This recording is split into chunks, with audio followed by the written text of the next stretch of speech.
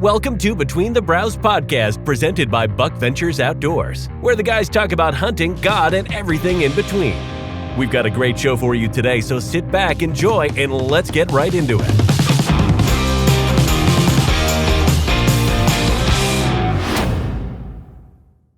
Well, guys, welcome to episode 4 of Between the Brows, presented by Nobody. Still our own thing. We can do what we want, say what we want. That's not casting crowns either. No, it's not casting crowns.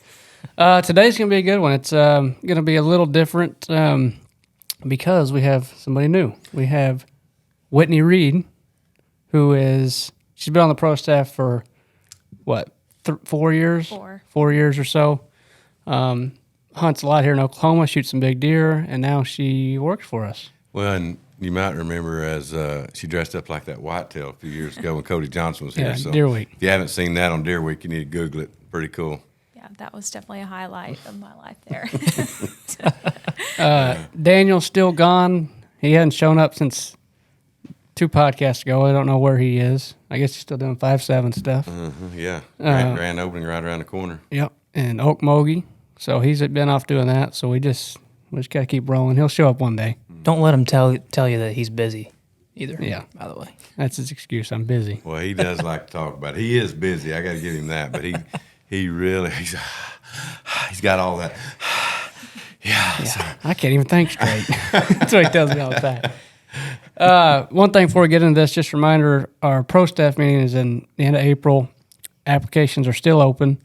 We don't necessarily have a deadline, but the quicker, the better, because there will be a deadline. There will be a deadline as it gets closer. Yeah, sometime early April. Sure. So, well, and really, just to get into that, Whitney, that's where she came from. You've been here 3 years? 4. This is my 4th year. So you basically just missed the first year of the pro staff, and you were there the second, you and Cody, which is your husband. Now, I still have her on my phone as her maiden name, so. But you and Jaylee became friends, too, and one thing I always liked about Whitney, and I know Jaylee did, too, is she was a real hunter. She loves to be outdoors, and, that's what we were after when we were kind of looking, and, obviously Jaylee got married, and we ain't seen her since, basically, but no, she's, for the update with her, she and Matthew are doing great, living up around Tulsa, and hopefully she'll be back in the woods soon, but, Whitney kind of is going to fill her shoes, I guess, and again, back to her being a real hunter and outdoorsman. Welcome, Whitney. Thank you. Yeah, I've been hunting I started hunting with my dad when I was probably 4 or 5. I mean, my earliest memories are hunting with my dad, and he just took me to the stand every day, and I didn't really know what we were doing, but eventually I was like, oh, this is really fun, and I've just been hooked ever since then. I've never stopped, and it's kept me out of a lot of trouble. Well, one thing, if you just get on a follower on Instagram or Facebook, I mean, I don't think there's one page. I mean, there's not one post that's not to do with outdoors. Welcome. And like I said, she's going to be handling a lot of things for us, and then hopefully shooting a big deer, too. Yeah, that's the dream. she's going to Kansas, right? So, or if she draws. Yeah, so we got her going over there with Stephen Freeze over to JM. When's your dates? 17th. I think we go down on the 17th, and then September hunt. with CVA in hand. So, stay tuned. There you go. All right. Well, you just want to go into this now? I go in wherever you want to go, Cole. All right. So this is something we've talked about a little bit. But hang on, another real segment. Go out there and turn that air conditioner on, Ty. It is kind of hot here. Yeah. Hurry, I Ty. should have took this Hustle. off before. Yeah. Sorry, So anyway, guys, but while now Ty's this turning one- the AC, now Jeff can't get his vest up. I'm getting claustrophobic too. Gosh darn it, that's no joke. All right, we good? We're good. Okay.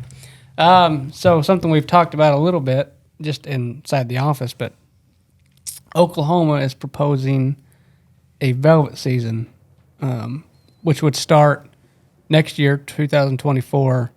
I'm going to kind of get everybody's thoughts on it, but I'm going to read some of the facts of the bill that was proposed. So first of all, no, it was unanimously passed by the Senate. Still got to go to the House. But here's kind of some of the facts of the bill. So the season would take place from the Saturday morning prior to the last weekend of August to the last Sunday evening of the last weekend of August, so 9 days. It would be a draw system with 90% of the permits would go to Oklahoma residents, 10% to non-residents. Only open on private land with the opportunity to expand to public in years to come. So we start out just private land only. $1 during the velvet season, which would count towards your 2 total that you could get in Oklahoma, pass the Senate, and would go into effect 2024, 2025 season. So is it archery or is it any weapon? What is It's it? archery. Archery only. Archery, velvet season, 9 days in August. My first thoughts, a lot of deer are going to die. But that could be a good thing, too. Well, I like it that it doesn't add another deer. I think Oklahoma is, we used to be a $3 state. Y'all may not even remember that, but we did. And now, too, I think that's perfect. And though it's so, I'm all for it. I mean, I've shot 2 velvet deer in my life. One of them an outfitter still has over in Canada that never sent it to me, so I'll never get it. And the other one's down here I shot in North Dakota. And other than that, they've been elusive. I mean, you can't go a lot of places and go after a velvet deer, so I'm all for it. Yeah, I think, for us, if we draw, it would be incredible just because that time of year, deer are so patternable. You know what they're doing pretty much every hour, every day. You know exactly where they're going to be, especially here because you can bait. Mm-hmm. I think a new state record will get shot. I agree. I mean, I tell you where I think it's really cool going to come into place is first of all, most people know that when you lose the velvet, so you got them pattern, and they lose the velvet, they literally go nutso. You don't know nothing about them, and in time they get settled down, they can move, yeah. But the other big thing, I think even bigger than that in the state of Oklahoma is your acorn drop. An acorn, if you don't know, an acorn will put on fat quicker than any other thing on a deer. And so when acorns drop, they are going after acorns, and you can lose these deer to acorns, and they're really hard to find and kill. So it's going to be way before the velvet drop, and most of the time before the acorn drop. And I'm sure you got to deal with that. Oh yeah, we have so many acorns where we hunt. It gets pretty hard during deer season, like later, because they just hit them acorns pretty hard. Yeah. So yeah. Yeah, preferably the white oaks, but like I said, we're out west. We don't deal with a lot of acorns. But again, you're right. The pattern ability of a deer at that time, they still don't make it. It ain't shooting fish in the barrel by no means on these big deer. But it's something I would like to have the opportunity to do. Yeah, I mean, if we can draw one, I think somebody. I mean, usually every year we have a big deer in August. Sometimes they disappear, but could you imagine if like Dez? That's what I was just thinking. If we could hunt, if Dez is still alive next year and he's as big next year as he has been. That's actually the first thoughts I had of Dez in a while. And I just meditate a little bit right now. I mean, we could have killed him every single day. We knew exactly when he was going to be there. Come right down the same canyon every day in order with all them other bucks. Would have been pretty coul. I mean, August was when I filmed him, I think, wasn't it? Or was that July? I don't remember. I can't remember. Either way, I mean, I know there's a lot of people who don't like this bill proposal. I haven't read all the comments. I think some people are arguing it's going to make it too easy to shoot a big deer, or, to kill a deer or whatever, this and that. I'm all for it, and I think it'll bring it's definitely going to bring more money to the state, more money to the wildlife department. Now, one thing I would argue, they said 90% of the tags are going to residents, 10% to non-residents. I feel like the non-resident velvet tag should be pretty expensive because there's only a handful of states that allow that. I think Tennessee, has a velvet season in August. It's got a velvet weekend, so I think that it's a 3-day. I'd have to check on that, but it's a pretty short time frame. It's just a weekend. Yeah. Sure. So, and that's another thing. I think I think 9 days is too long, in my opinion. I think 5 or maybe a week, but 9 days. What do you think? 2 weekends. I mean, I'm okay with that. If now here's the question we haven't asked. I mean, you said it's a draw.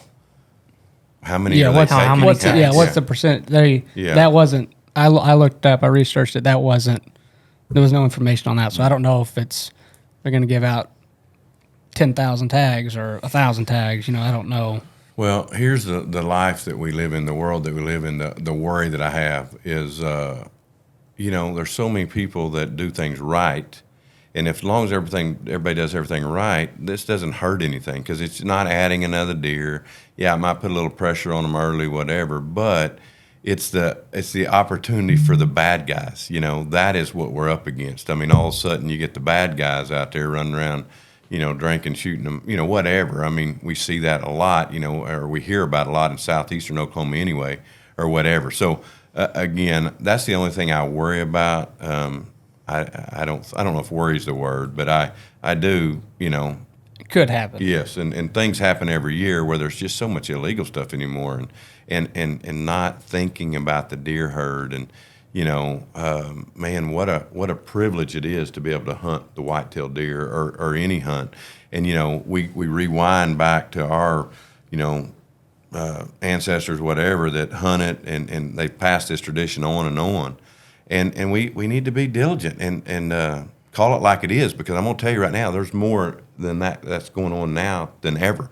And, again, we'll get into some other things later, but one thing I would propose, and I would be even willing to pay money as a Oklahoma hunter, however that might be, add to my tags or whatever, to add money for more DNR agents or whatever out there to keep things more in order. Mm-hmm. Yeah, that goes back to the non-resident deal, I think. I mean, I don't know a price, but $750, $800 for a velvet tag. I mean, you can't go many places and do that. I mean, North Dakota and stuff opens September 1st, and obviously you can still shoot a velvet buck, but I don't know. Well, in the state of Oklahoma, I mean, I tell you right now, it is it's up there. I mean, I don't know if it's top 5. I think it's close if it's not, of shooting a big deer, and not just one part of the country. Obviously, we're shooting in the Northwest. I mean, she's just shot a year ago, 2 years ago, you shot 166. Yeah, right over here, not far, and the acorns, if you will. I mean, and all over the state, people are shooting 200-inch deer. So we live in a pretty good place. Oh yeah, we've got a lot of big deer around in south central Oklahoma. I mean, well, if you think about it, there's big deer Northwest, there's big deer here in Central, and there's big deer in Southeast. Mm-hmm. Pretty much the whole state has big deer. It's just different hunting. Well, and I tell you the one thing, and I don't know this to be true in other states, but I think if you want the most unique deer, Oklahoma, I mean, you go out, obviously what we're hunting, but where she hunts, these clusters that these deer get in the chocolate rack, I mean, they almost look like they're from 2 different states for sure. Yeah. And then there's even a third deer, I would say, down here in Ardmore, these big typical, or does anybody remember where the state record was shot? And then a week later, another state record was shot, but it was somewhere up here. I think at 194, and then the next week, or 5 days later, at 195. But just huge. Were you talking about the big typical? There's 2 of them. It was 5 days apart. Was it Womack? Gunnar Womack? Was it that? No, buck? that wasn't him. That was over in Stillwater. Okay, yeah. I was going to say, because he... Yeah, that was a good deer. Yeah, that was a 6x6, I think. But yeah. 8x8. Oh, sorry. 8x8. Ty had to correct us. Yeah, because it's over from where he's from. No, boys, 8x8.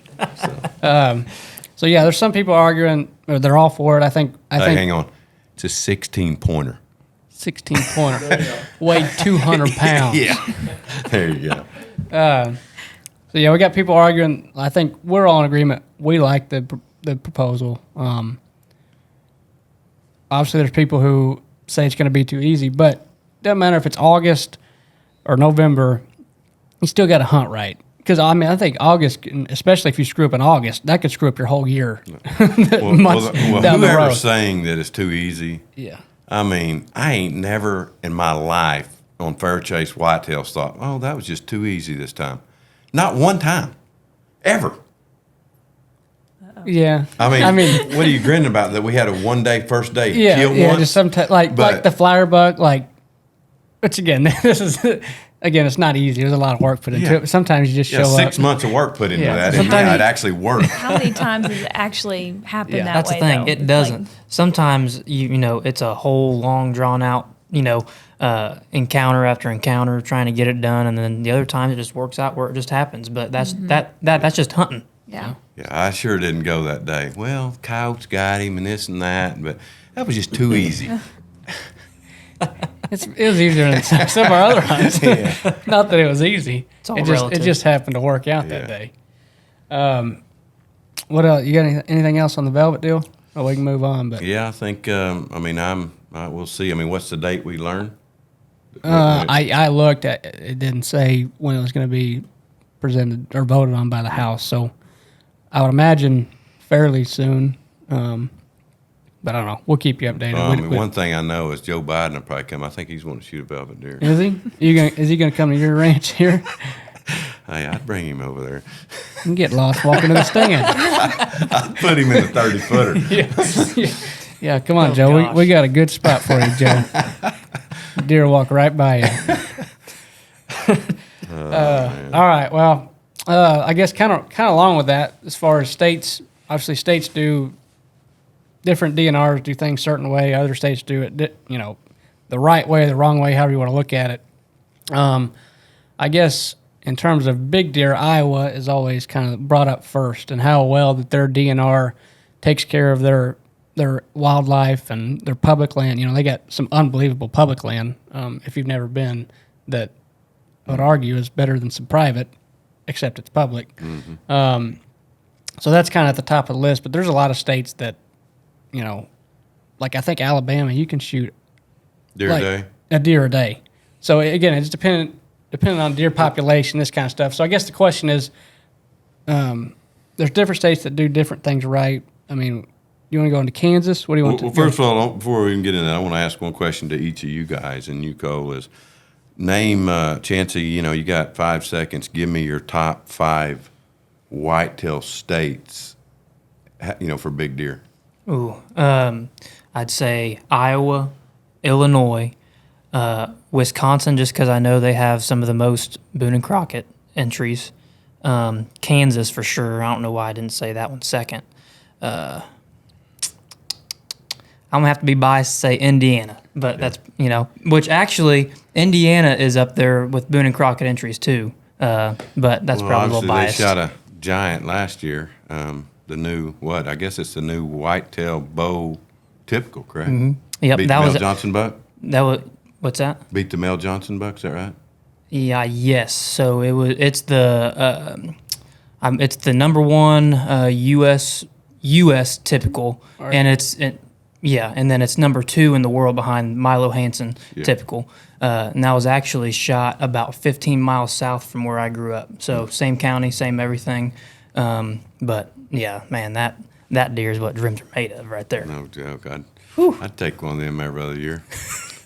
What, a 200 typical? Yeah, me too. What about you, Whitney?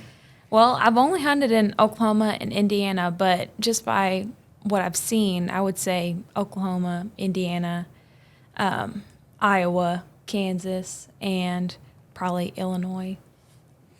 Pretty solid. What about you, Cole? I'm gonna just go against the grain here. If you say Texas, yeah. I'm gone. Well, you want to talk about the biggest deer in the country, again, we're talking about antler size, correct? You go down to Texas, I can show you more 200s than you've ever seen in your life on one ranch. Now, they might weigh 125 pounds. well, Right. I definitely think Cole is right. I mean, Texas is they got big deer down there. They got more deer than everyone. They got more managed acres than anyone. Obviously Texas gets a bad rap. They got a lot of high fence. They use corn and senderos and all this stuff, but that's the way you hunt them down there. Like it, hate it, whatever it is, they do got big deer. That being said, I'm going to leave them out. I'm not going to put them at the top. I still think Kansas used to be my number one. I think it has gone down a little bit, but it's still top 3. Obviously, and we'll get into Iowa and kind of some of their laws in a little bit. I think Iowa, you got to put up there just because it seems like every deer I see shot in Iowa is 190 or bigger. Go ahead. I'm sorry, I interrupted you. Well, no, you're good. I mean, I think Iowa's so far ahead in the United States right now. I think that they're doing it right. I think there's something in the dirt over there, and maybe it's getting showcased. There's some really good hunters over in that state that are showcasing it that we get to see. Probably number 2 for me would be Illinois still. I think, again, back to what's in the dirt, I think that you can, you have the chance in Illinois to find that giant, that 300 or whatever it might be even.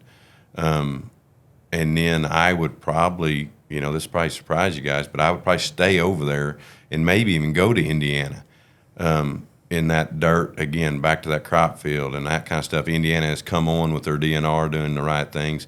And definitely I would lean towards Kansas. Kansas 25 years ago would have been top 2. But it's just fallen off. It's still great, but it has fallen off a little bit in my books. Do you think that's because of the number of hunters and the number of, let's just say, 4-year-olds and down that are getting shot? Or what do you think it is? I think it is. I think it has to do with that for sure. I think that the one thing about Kansas, muzzleloader, rifle, bow, if you can find that big deer and grow him over there, there's a good chance you can kill him. And so I think Kansas got some unbelievable spots. And again, top 4 is not bad. No.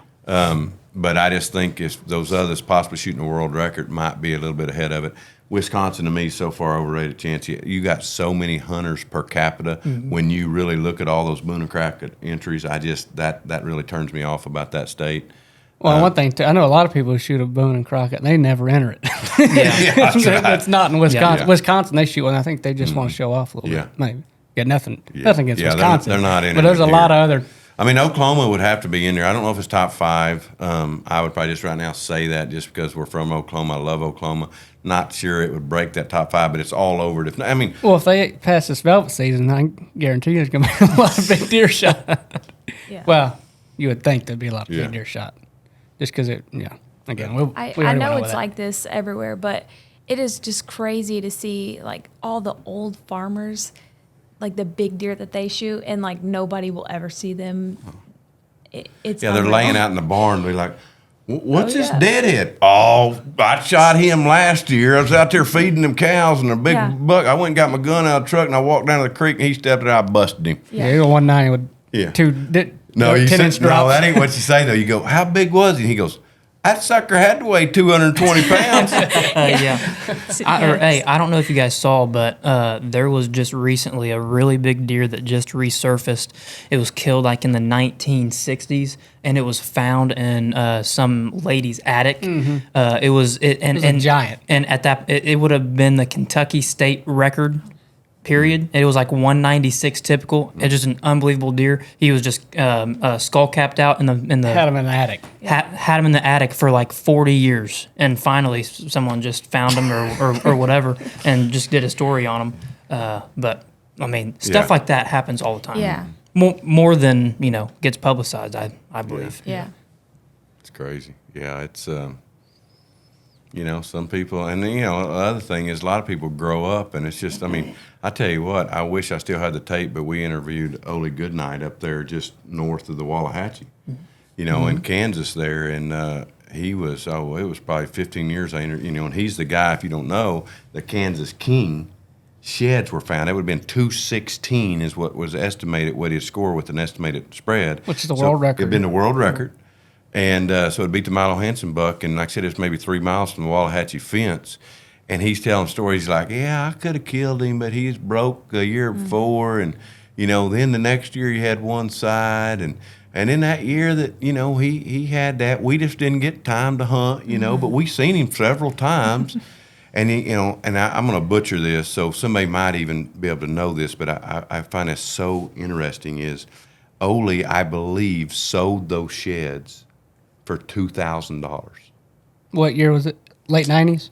Oh, gosh, it had to have been somewhere in there.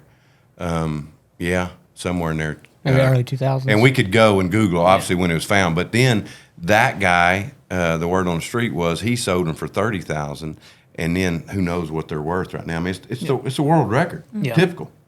But again, I butchered that. I'm sure I don't have all the facts just to make sure you guys know that, but it's something to that degree. I just Googled it. I don't know if this is right. It was found in the early 90s. I don't know if I can get this to load. Yeah, That's him, right? Yeah, 216 or 217, something like that. So Milo Hansen held the record of 213 and 5/8. Come on. It's not showing The score. the score. 217. No, that's 27. Is it 27.48? Yeah, 217. 217 inches gross. Which, by the way, every time that I hunted the Wallahatchie there in September, I was just thinking, all right, we're about 3 miles as the crow flies. I really hope another Kansas King shows up. Man. Never happened. Yeah. Well, Big Al's no Kansas King, but he'll be a good one. He's going to be a good one. He'll be a Yeah. big old typical. Yeah. Yeah, he's going to be excited. It's going to be, hey, it's right around the corner, boys. We better get the tractors loaded and head north. Let's go. Yeah. Just really, this is to make you happy. This has nothing to do with anything that we've been talking about. Ezekiel Elliott is no longer a cowboy. Just so That you is know, unbelievable. That made my day. he is officially a free agent. And they're gonna trade Hopefully him. no one even signs him. And Aaron Rodgers is going to the Jets. I did hear that. So anyway, I just want to make your day. Yeah, that did. Oh, Zeke. All right. So anyway, back to DNRs that are doing it right and wrong. I guess let's go back to Iowa. You said you think they're leaps and bounds ahead of everyone. What do you think they're doing that is different than everybody else? Well, I think Iowa has cared about their DNR, their deer, for years. I mean, and it's shown. I mean, from the money that they put into public grounds to and if you look at one of them public grounds, they're leaving standing food. They're planting for the deer.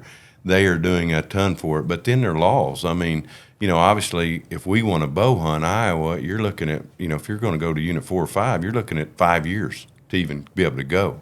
They got a pretty stiff price tag on it. And then, I think even more than that, Cole, it has went down, and that's where Kansas was so good for a long time, is that people there, they're going to shoot big deer.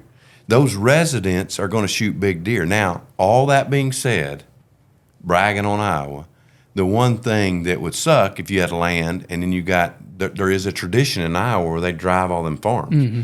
And, so that wouldn't excite me much if I got a farm tucked into, these 15 sections they're going to drive and, it's 80 guys or whatever. I mean, because they put together, I'm telling you, a plan. It's like, all right, 6 months before season, let's get going. We got the 3D CAD drawing, we got the little deals, whatever. I mean, they're getting after the plan of that deal. Yeah. And they shoot some.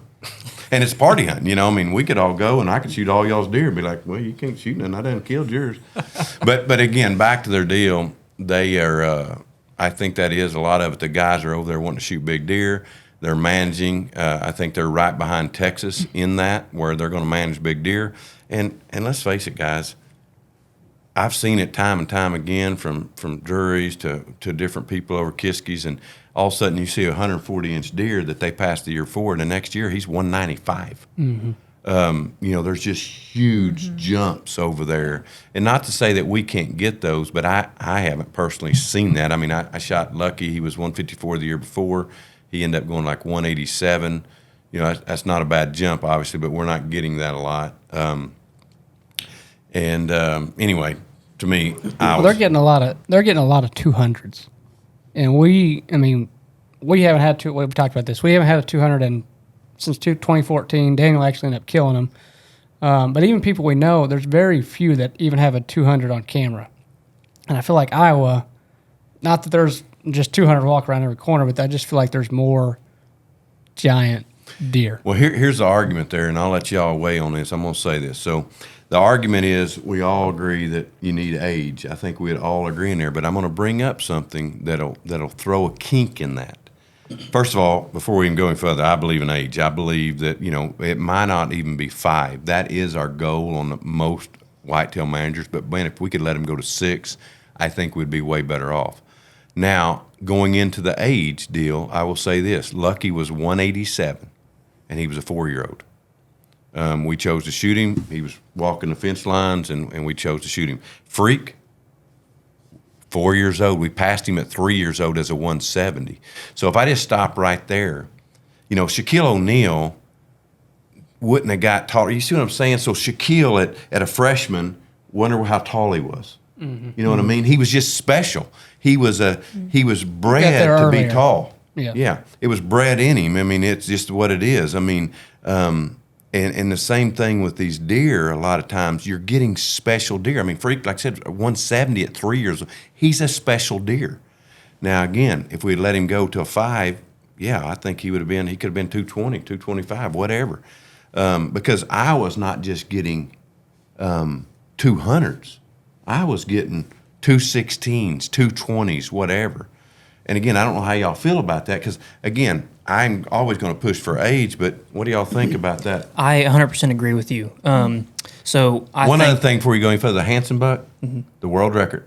Anybody know how old he was? It's 3. 3 3 years old. Yep, and that's exactly what I was just about to touch on. So the only 200 that I've ever had on camera was back in 2013. It was actually the first year that I put cameras out on that farm that I talked a couple podcasts ago in Indiana. Got a picture of just an absolute giant, obviously, but his body didn't look real big. We guessed him at 4 or 5, just back then. Amish guy ended up killing him that year, which, by the way, this Amish guy ended up killing him, cutting his cape off by the front jaw and putting it in the barn, and it was rotting in the barn for 3 or 4 weeks. So we went and basically stole it and took it in our local bow shop. Yeah, can't say that. Yeah. We can't say Bring that. cops in, yeah. But anyway, so we sent the draw in, and he was 3 years old at 204. So there's just some deer that I think just have it, and Just get there quicker. It's and it just has it. And like the year before, the year before in December, landowner had camera out, and that deer was about 160, probably 150, 160. So obviously he made an absolute jump. But even then, you could just tell, like this deer has something. And to me, like that's like hook. Yeah. Like to me, I don't know what it is. That deer I just think that deer has Sure. something, right? And I think there's just deer that just has one it. reason you think it because he's 160s right now as a 3-year-old. Yep. So, might have been Whitney, 4. I got to ask you, Maybe. down in your neck of the woods, what is your, what you've seen on your properties? What's your cap? I mean, how big are you getting them? I would say probably mid 160s to 170. But there are some people around us that, there was someone probably 15 miles from where we hunt, shot a 213, and then probably 2 miles from where I shot SpiderMan, my 166, he shot a 203. So they're far and few in between, but there are some Sure. Well, really big on ones. SpiderMan, what did y'all have him? Did y'all have history and you knew how old he was, or was you guessing? No, he was brand new. That was a brand new spot. I think he was 4. That's what I would guess him on the yeah. hoof. I'm not great at that part of the world, but that's what he kind of looked like to me. We did have another buck that we chased. When he was 2, he was very noticeable. We could just tell it was him. And so when he was 3, he was probably 120-ish. When he was 4, he was in the 160s. And so he made a big jump. And so he made it to 5, and then he stayed the same, the exact same. Yeah, I've had that happen. So then Austin, my brother, shot him. So yeah, he just stayed the same, and so he was kind of one that we thought was. We were really expecting. Well, him she to blow keeps up, talking and about was like, SpiderMan too, guys. If you get a chance, go to My Outdoor TV. And Yeah. what season was it? I don't even remember. Season Season 4 4. of My Outdoor TV. And obviously the deer is good, but her reaction to this deer is just priceless. So if you get a chance. Did you cry? A little. She laughed, she cried, A she little. screamed. I said, no, I didn't scream. It was a long season, and our neighbors, they just, they kept going up and down the fence, and they would honk at us, and they were Don't just be giving that us neighbor. oh my goodness, yes. I'm like, leave me alone. If I'm about to shoot the biggest deer of my life, and you're gonna ruin that for me, I was not gonna be a very happy camper. No. But thankfully, they drove by in the I'm morning. mad and he right came now out in just the thinking evening. about it. Oh yeah, I've got film of it. I've got proof. It's crazy. Kind of going back to what she was talking about. Obviously, a deer got to 5 and didn't do anything. We've had that happen a lot. We got especially this past year. I know we had a drought and all that. Why do you think? Let's just say it was a perfect conditions. You know, had a bunch of rain. It was a good off season for deer, I guess you could say. Why won't they grow? I mean, you think they just reach a limit and that's all they got? Obviously, I'm not a biologist. Is it raining? I don't know. I'm not a meteorologist. No, I'm not a scientist on it, but I mean, I've heard things, Cole, even, because a lot of people are like, well, they didn't grow this year because you had that drought. Well, have you guys ever heard the saying from a scientist or biologist or whatever? They say, well, if a deer's got a drought, they actually are very precise. God has helped that whitetail know exactly what he needs, and he goes and eats the very best.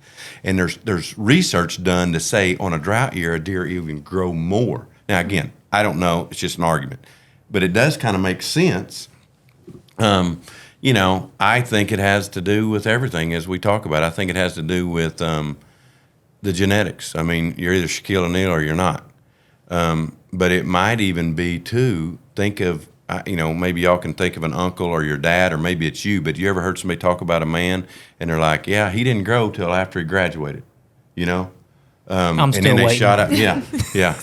But you've heard that saying. I didn't get to 6'3" till last year, so, I was probably my height right now, probably in 5th grade. Yeah, and I stopped. I never grew again. The doctor was like, yeah, you're not going to grow anymore. So I was like, again, I take that as even in deer, that could happen. They're the early growing. Because, we all have that deal like, man, look at him go.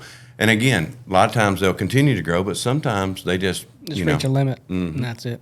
Yeah. It'd be nice if we had some deer. If they would have done something, they could have been really big. If we could have just injected with some steroids. I think Caddy will go another 5 inches bigger is my pick. I think it'll be 11. I hope that he would be 11 to 30 inches bigger, and he could be, but I think Hook could be in the 190s. I think he could take that jump. In that same farm, the heavy 10 that me and you saw, he was obviously a good deer, probably in the 50s. I think he could do something too. He's just kind of on the back, on the back burners of our thoughts, but he is on the back burner. But I would disagree 100%. I mean, this is just a hunch. I just feel like that deer's 6 or 7, and he's what he is what. Are we talking about the same deer? Talking about the one you hunted early, the big 10 that came from across the road. No, on the triangle. Oh, triangle. The heavy 10, the 9 that I killed him. No, the other heavy one that we thought was 4. The first night you filmed me, we filmed the 9 point, and then that other 10 point that's heavy. Oh yeah.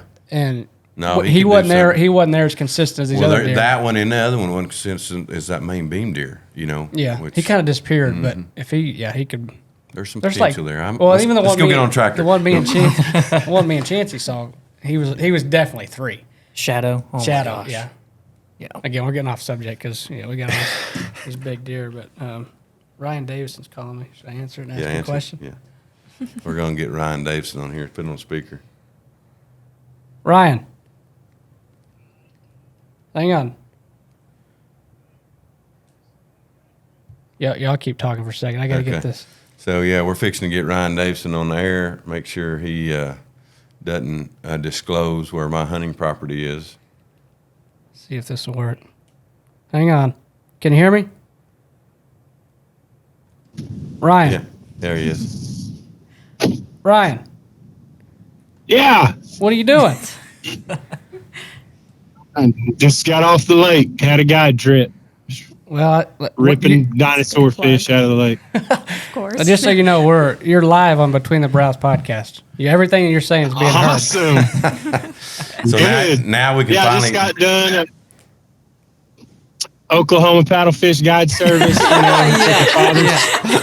Father, son, and grandson out. It was a great time.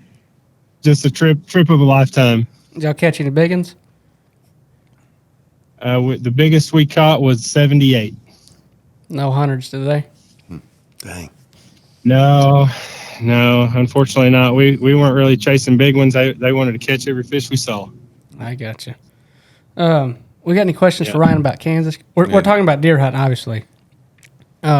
We just yeah, need I to like have talking him about deer drop a hunting. pin, or actually just one question, then we'll let you go. What is your biggest deer that you think you might have on one of your Kansas farms this year? I mean, do you have one that might explode? Oh yeah, yeah. We should have a couple 170 plus deer. We've got probably 6 different properties that we hunt pretty hard, and I would say 3 or 4 of them should have a 170 on it. Are you gonna Plus, are you I mean, gonna are you gonna shoot the 170 or are you gonna shoot the 130 that walks in first? That's I'm a deer hunter. I like to shoot deer for everybody else to see the big deer. But when it comes down to it, the first 135, 140 that walks in front of me, I might end up shooting. I got you. No, Ryan's shooting a giant next year, 100%. Yeah, 100% giant. All right, I'll call you in a little bit. Well, once we this is a finish good this. way we can get him to listen to finally a podcast. Yeah, he won't. You hadn't listened to one, have you? Yes, I've listened. I didn't listen to the first one, but I listened to the last 2. No, you didn't. Yeah. Meat hunt. Yeah. He'll listen to this and he'll be like, "Yeah, I'm on this." Especially after he gets all these people calling him up wanting to hunt or go fishing. Chad and I listened to the last one on the way back from Kansas at like midnight when we were coming back from shed hunting. Did you think it was good or bad? No, it's good. I mean, it's real. This one will probably be a little better. But, All right, we love you, buddy. I'll talk to you in a little while. love you guys too. Oklahoma Paddlefish Guy Service.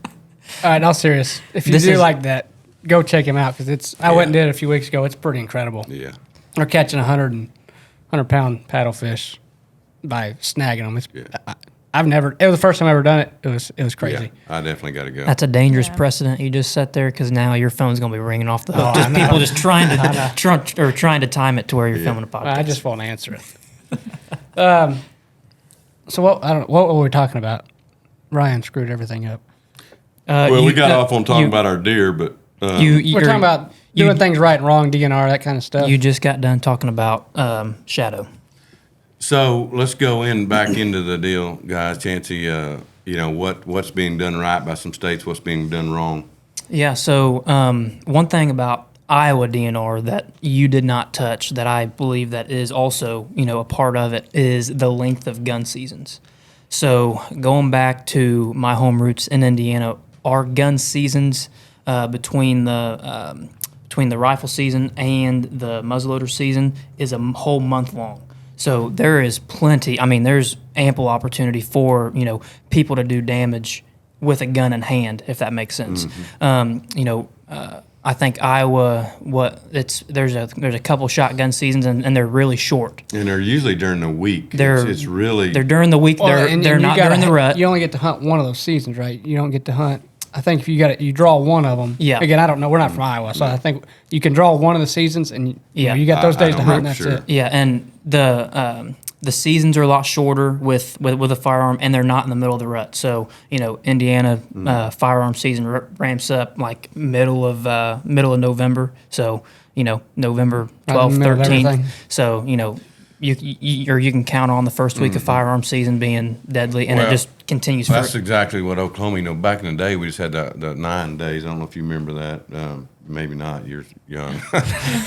So, but one thing that they did is they opened up to November, for 16 days, and it opens up the weekend, the Saturday before Thanksgiving. So all of a sudden, and it kind of goes back to what I talked about earlier, if everybody did something right or did things right, but what happens is all these people come in from another state, they're staying over here, and y'all want to go hunting, and they're using Uncle James' tag and this tag to tag this deer, and they just shoot it up. And again, it kind of goes back to Iowa caring. And I ain't saying Oklahoma doesn't care, but I just think that there's a lot that could be done there. And like I said, the biggest deal, maybe we need to generate some more money to get some more DNR agents that we can get serious about making sure people are doing things right. Well, yeah, I know. Like game wardens up where we hunt, there's like one per 2 counties, and there's absolutely no way that they can control everything that's going on. And again, not that if you add more agents they can control everything, but they could have probably a better handle Sure. on it. And stop some things from Well, and happening. then stiffer fines and this and that. I mean, I think it's just dwindled down from our actual, judicial deal. I mean, but I think there needs to be stiff fines. I mean, if you're out poaching, dude, I mean, I don't know. I just hate it. I hate it. It's cheating so much the deer, the wildlife, what God's given us. It really upsets me. Yeah, and I think also having the resources to investigate poaching as well. So this kind of goes back to the story of Cole and I in Kansas. We had a deal where somebody was driving down the road, shot a deer right from the road we were hunting. We went and Shot kind of right at us. literally right at us. We kind of investigated and went, and like the deer was right in between us and the truck, and Drop the deer. Drop the deer. The truck ran off. We got a little bit of a description of the truck. DNR agent came out, and there really wasn't a whole lot that they could do, and there wasn't a whole lot of investigating, I guess. Just upon just the initial deal. So I think that something like that, if they had more resources to take that and then try to investigate and try to catch because I think a lot of people get He probably got 10 more calls while he's looking at that deer. right. Exactly. Yep. No, and so, one thing that I would like to see changed, I think would be some great deal. One, and just start back with Iowa, is I would love to be able the opportunity to buy some ground in Iowa, and by doing that, being able to hunt. And you can't do that. You can buy land. I bought land in Kansas, and it guarantees me a tag. Now, Iowa's still 5 years. If you're trying to get a bow tag, it's still 5 years. yeah, and I mean, it don't matter if you own ground or whatever. I mean, if you're not filing your tax there, if you're not living there, you ain't getting that tag. And now Kansas, like I said, I buy for every 80 acres I get a tag per my family. So, and they have to live under your roof. So I got Tracy and Gracie. But this is what that means. It means that I'm guaranteed a tag to hunt my own ground for $75, which is cool. But only I can get 2 more tags if Tracy wants to go hunt or Gracie wants to go hunt. I can't let my dad come because he doesn't live under the same roof. What I would love to see is if you own ground, and especially 400 acres or more or something, you get 2 tags. Somebody put that where it needs to go.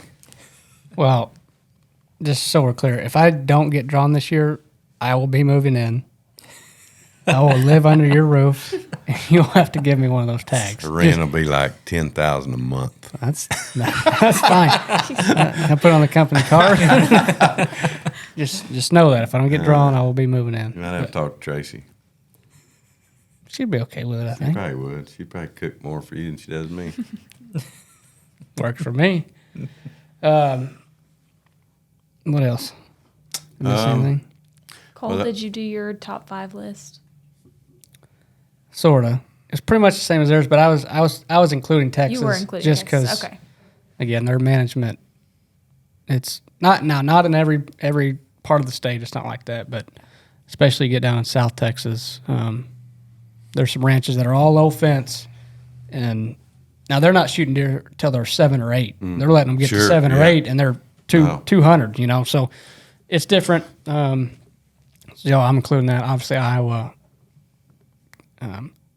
I would say North Dakota early. Oh, gosh, yeah. North Dakota's a Dakota. good one. North Dakota It really is, now yeah. it's not easy. That time of year it's hot. It's usually hot or hotter. There's some big There's some deer there. mosquitoes, but there are some Giants. giant deer. But don't go hunt there early. Well, one thing that I just want to say, and you guys are different age than me, so y'all can weigh in on it. But I would just tell you guys if you are someone that takes pride in your state, your farm, whatever, to grow bigger deer is, to understand it. I mean, if you can let these deer get to age, I believe, and you can talk to your neighbor, and you can't control your neighbor, but you can go ask them and say, hey, this is what we're going to do, and get on the same page, and then shoot does. I mean, some people are like, well, I only get to hunt this time, and I'm going to shoot this buck. And, they shoot a little 6-point. I mean, you could shoot a doe, and you can help the herd in so many ways. It's not just about, well, we shot a buck and because I wanted the meat, but, a doe possibly may be better eating.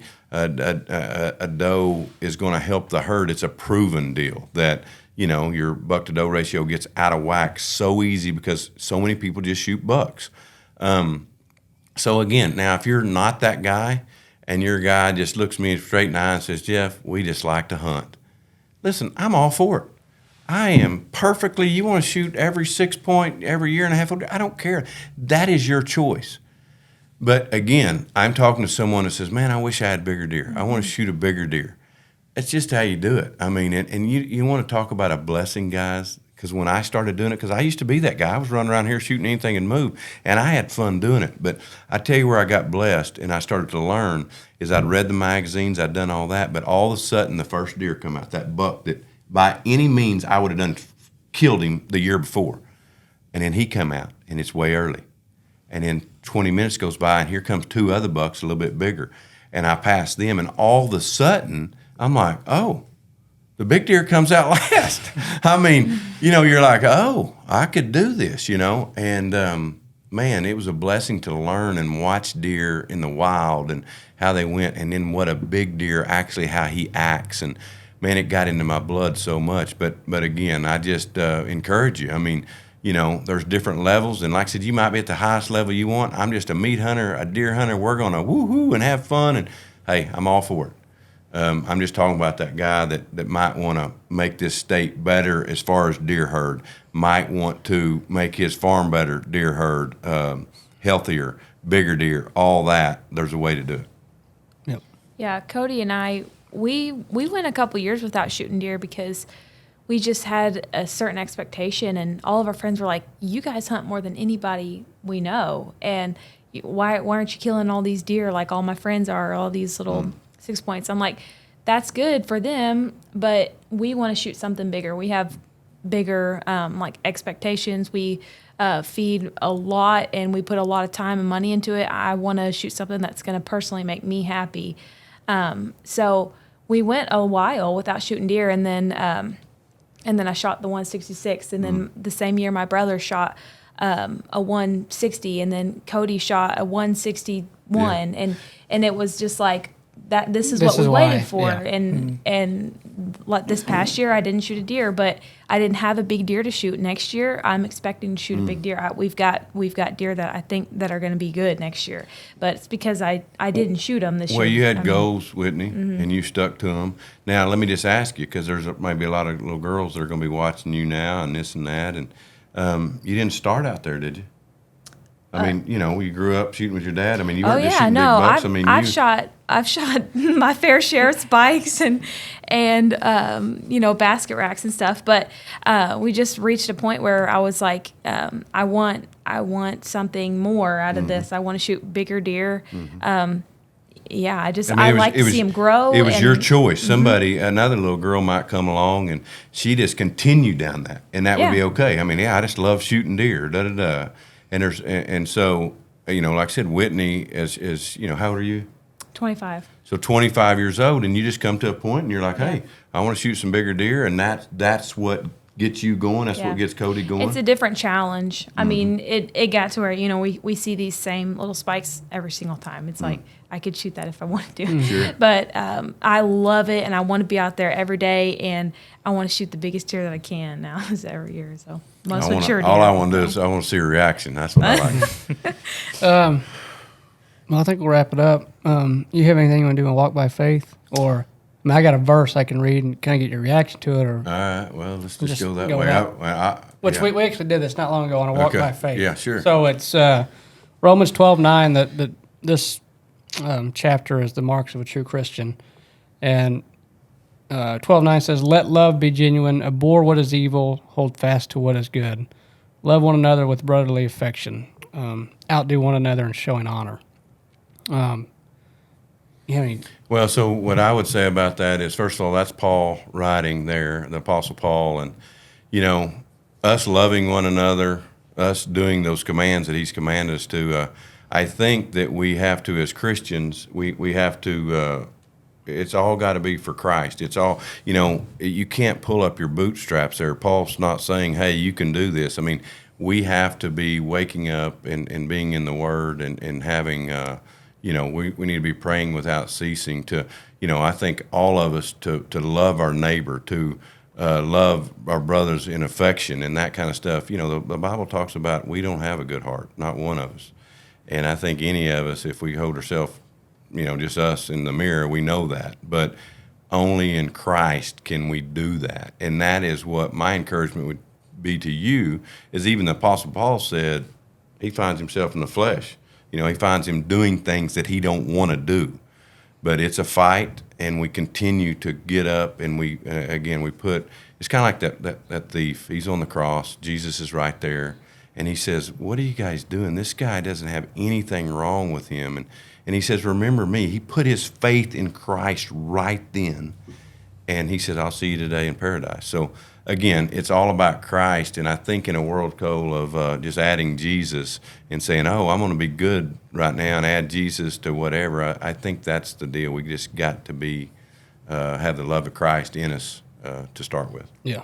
And one thing, which you can tell me if I'm right or wrong, which Ryan Tabor, who's our pastor, he did a whole deal over this, but verse 1 says, abhor what is evil, hold fast to what is good. So abhor basically means despise, I guess. Mm-hmm. And Ryan went along to the point of, you hear people, the worldly people all the time saying, if you're a Christian, you shouldn't, you should just show love all the time. Even if somebody's in sin, you should just show them love, and you shouldn't despise or hate something. Well, right there, abhor what is evil. Abhor what is evil to God. Mm-hmm. And there's another thing he said, that there's a difference between worldly love and biblical love. Perfect. Yeah. Agape is the world wants to see Whitney in the bar ditch over there, and they don't want to get involved because she might not think of them. I mean, one of the biggest deals I'm going to tell you right now, if you tell somebody what they want to hear, you know who you're honoring? Yourself. Mm-hmm. That's the easy deal. If I tell her if she's cheating on Cody and I tell her what she wants to hear, well, that's all for me because I don't want to address it with her. But if I tell her the truth with grace, that's because I care about her. Mm-hmm. And that's the way the world is, because Chancey's exactly right. That love, the way they're using it, it ain't love. I mean, I don't want people to love me that way. It's just like the Woodsman. We talk about it every year. If I off cheating on Tracy, I believe you are going to be coming. And if you ain't, you should be. I mean, you that's the kind of people I want to be around that care enough to go, yeah, he ain't going to like this, but we're fixing to go grab him by the ear, So. All right. Well, that was episode 4, Between the Brows. Thanks to Whitney for coming on. Thanks for having me. Reminder to follow us on our social stuff, Instagram, YouTube channel, Facebook. We still have TikTok. We don't do much on it. So actually, we had a guy say that they put in an application to come to the meeting because he found us on TikTok. Mm-hmm. Just a little nugget. There we go. Yep. So reach some we people. probably need to get Whitney going a little bit on some of the stuff, and we can grow and YouTube, whatever. So, and don't forget Ryan Davison. Yeah. Oklahoma Paddlefish Guide Service, whatever that is. Well, there's our sponsor. Yeah. All right, Ryan, we talked about you. Now he's got to pay us. What do you want? $1,500? We'll invoice him. Yeah. All right, guys, thanks for watching. Hope you enjoyed. Remember, as we always say, shoot by sight and walk by faith. Let's go get on the tractors.